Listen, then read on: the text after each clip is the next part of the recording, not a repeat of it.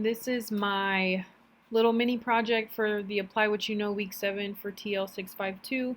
I decided to do a think aloud about poetry because I currently teach English language arts, and something that I find my EL students struggle with is analyzing poetry and understanding really what the poem's saying.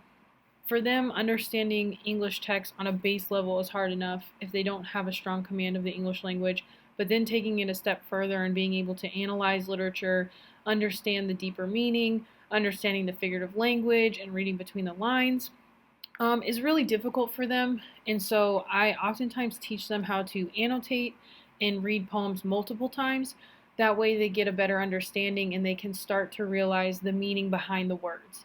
So I decided to choose a poem that I recently taught a couple weeks ago. So what I'm doing is I'm just using my MacBook. I'm recording with my MacBook, sorry. And I just took a screenshot of the poem. If you can see, I have it pulled up here on the website. And then I just screenshotted it with my commands for my computer. I use a MacBook, so the screenshot commands are going to be different for whatever computer that you're using. So let's get started. And this is something that can really be used for any type of classroom. If you have a smart board, this can be used on a smart board. You can project this, you can upload this to YouTube, you can upload it to a Google Classroom, any platform that you might use to connect with your students if they physically cannot get to school, if they are learning online, or if you want to send something home as homework for them to work on. All they need is access to the internet and whatever video you uploaded in on whatever platform you use. So if you upload it to YouTube, like I did, obviously they would need access to YouTube.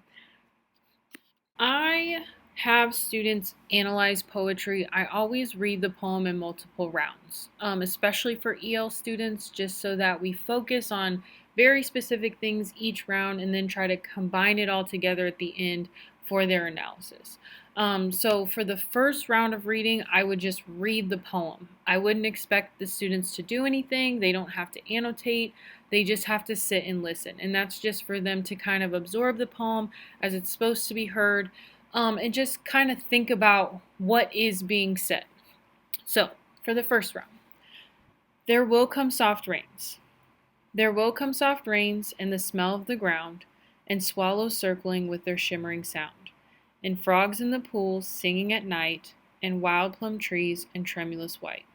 Robins will wear their feathery fire, whistling their whims on a low fence wire, and not one will know of the war, not one will care at last when it is done.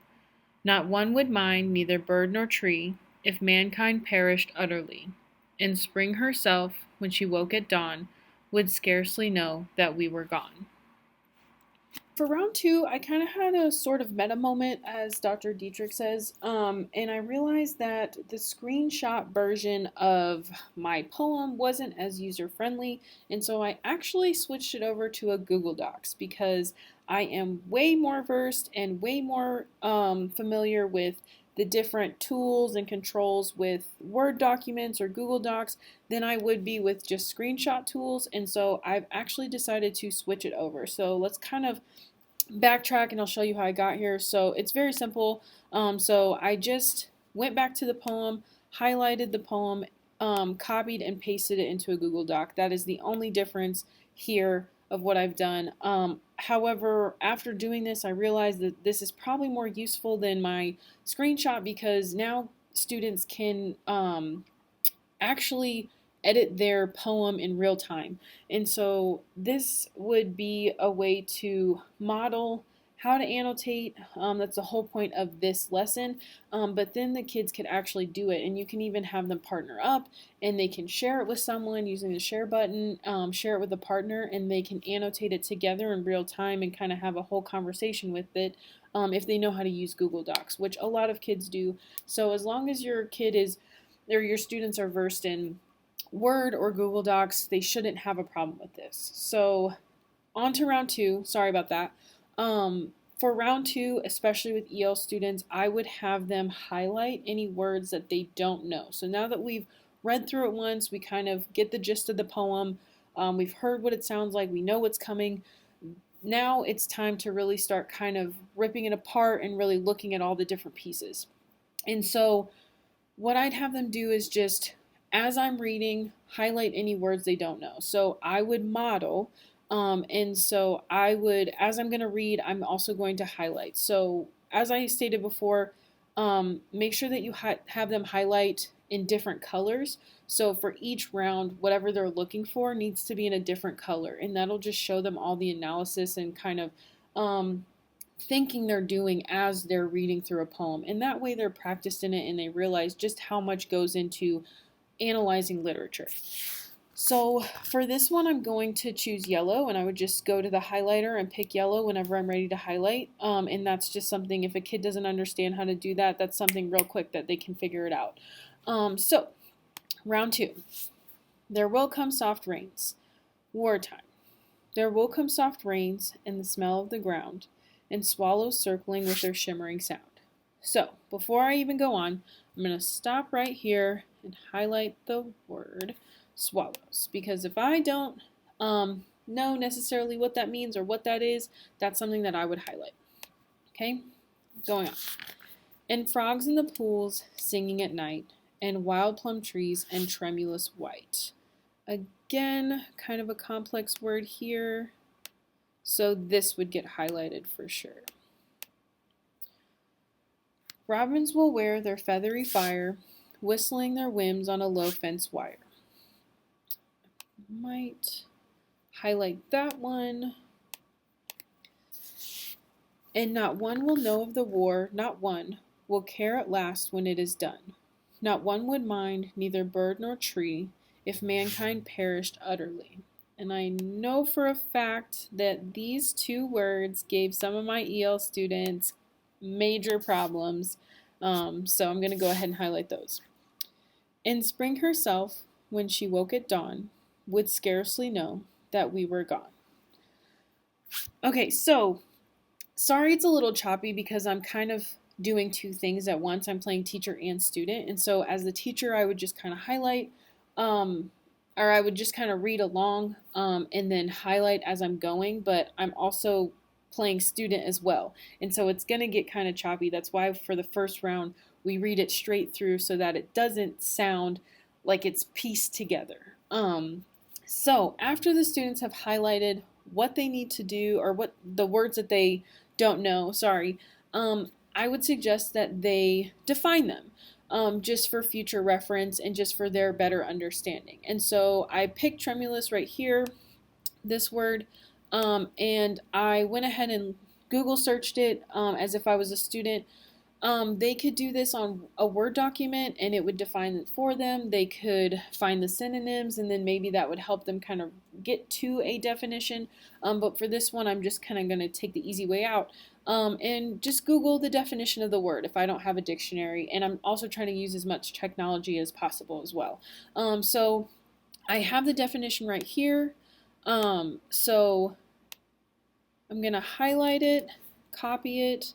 And then what also is great about Google Docs is that you can make notes. So I can add this note here and leave it there. And so every time I come across this note, this will pop up, or this highlighting, this will pop up and give me the definition of this word, which is great, especially if you're working with partners, and then you can kind of help each other out. And if maybe you split the words and you define 3 words and then your partner defines the other 3 words, or whatever you need. And so that's one thing that I think is really great about Google Docs and why I'm so glad that I actually decided to switch over to Google Docs for this little project.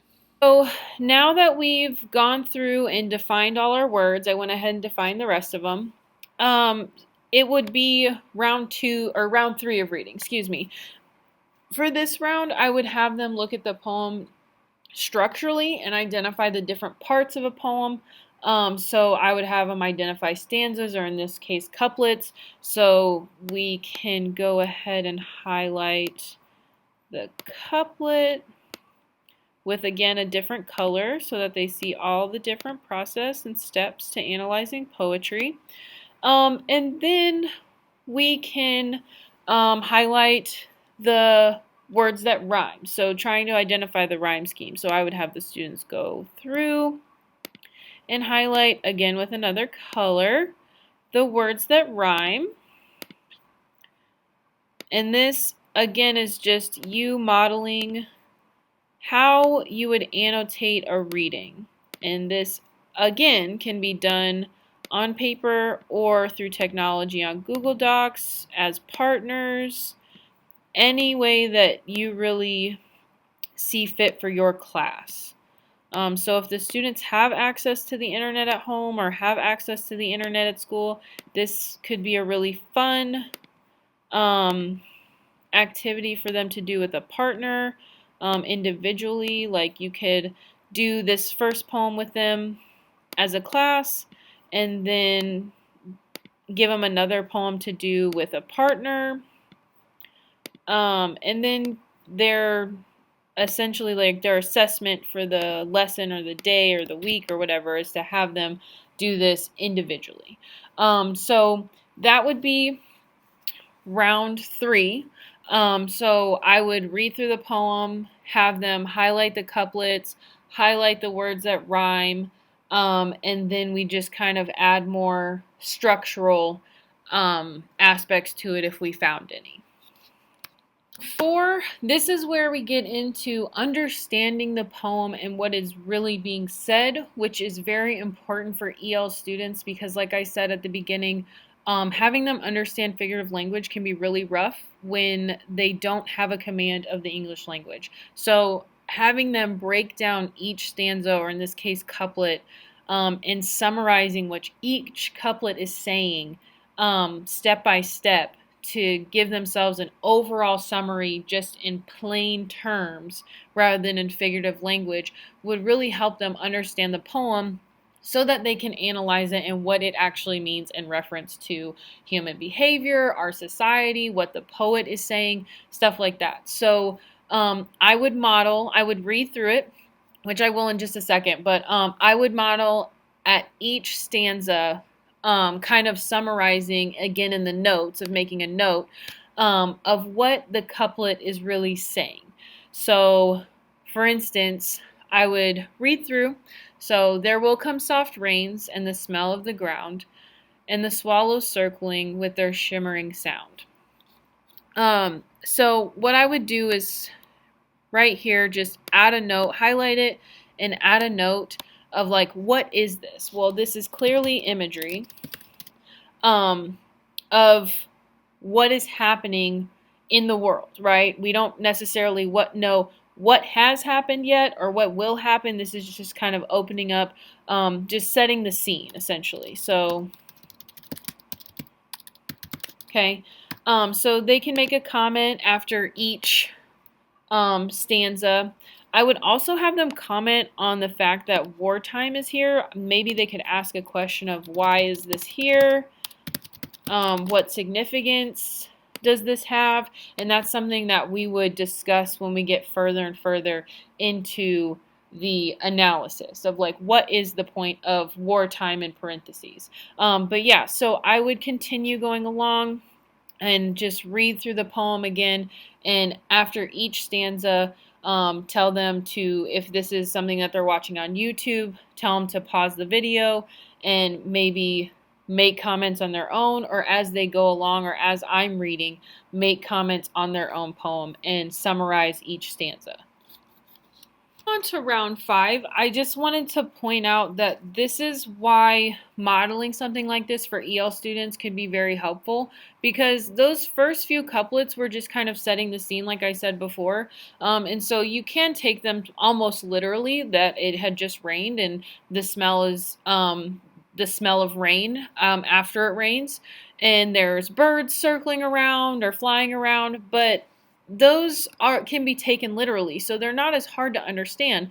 But when you go down further in the poem, there's more interpretation that needs to be done. So I've gone through each stanza and kind of summarized what is happening, which is what I would model for my students after reading. But when I got to the end of the poem, the last couplet, and spring herself, when she woke at dawn, would scarcely know that we were gone. that takes a lot of interpretation. The literal translation would just say that spring would just keep going on. And so to understand what that really means, that would require discussion, more annotation, more analysis. And so this is where EL students kind of fall off, because reading between the lines of understanding that the poem is saying even without people, nature and the world is still going to turn, and kind of discussing how insignificant people are in this world, and how we need to understand that. That's not something that's just going to come up to an EL student, and that's not something that they can just kind of work through with just one or two readings. That's why something like this, where I'm modeling and going through it step by step, would really help an EL student understand the figurative language and the underlying meaning of the poem, on top of just the surface level. So that's why I would have them summarize each stanza, and then we would go on to reading 5, where I would read it for a 5th time, and then they would just summarize the poem as a whole. So, like, what is the message? What are we supposed to get from the poem? What are we supposed to learn? The last reading that I would do with my students, but there's definitely more options that you could do to add in more readings. There's not a minimum or maximum amount of readings that a student can do, especially an EL student, to analyze a poem. You could read a poem 100 times and still get more information from it. And I'll talk about that a little bit in a second. But for my final reading, I would again read the poem, obviously, and then just have them summarize the poem as a whole, not stanza by stanza or couplet by couplet, but just as a whole. And at the bottom, I have a little text box that I added, which I'll show you in just a second, that has the summary of the poem, and then also kind of the analysis of what is really being said. Like, what are we supposed to interpret from this? And so I'm not going to read the poem again just for the sake of time, but I would read it, and then I would model summarizing the poem.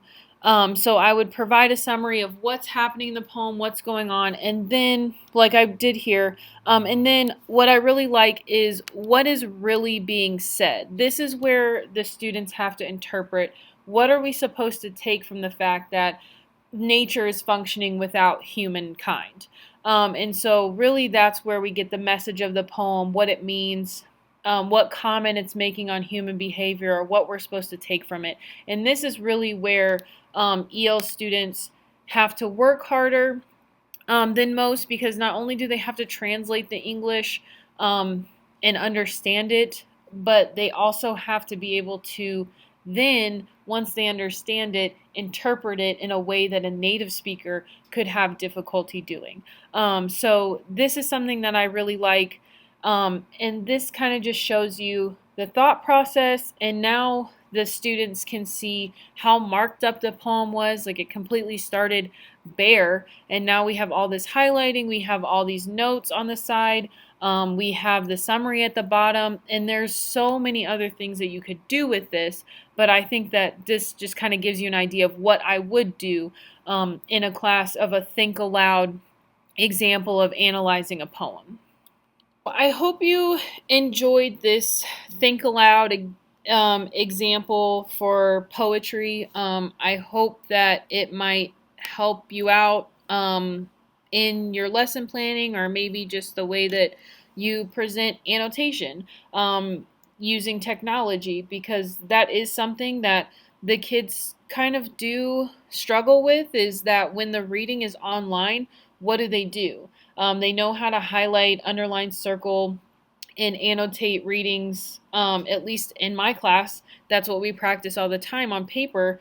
But then when it comes to a computer, they don't think to annotate or mark up the text in any way that might help them. And so I would kind of present this video to them, definitely modeling my thought process, why I highlighted certain things a certain way, why I gave different colors to different things that I was analyzing, and then I would kind of just go back and reflect. So I would maybe show them like, hey, this is where we started off with just the poem. It's completely bare. There's no marks on it.